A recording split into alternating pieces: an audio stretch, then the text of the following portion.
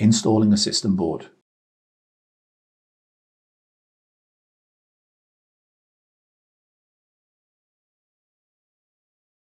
Insert the system board into the chassis at an angle and lower it down.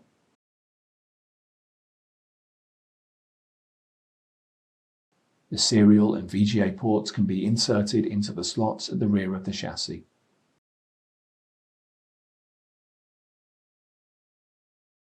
To secure the system board to the chassis, fasten the 8 screws in the following order.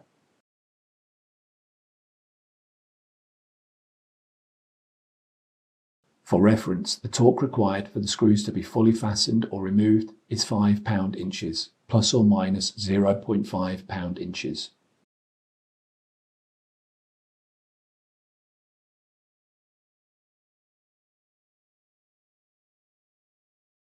Install any components or cables that you removed from the failing system board assembly. Install the air baffle. Install the top cover.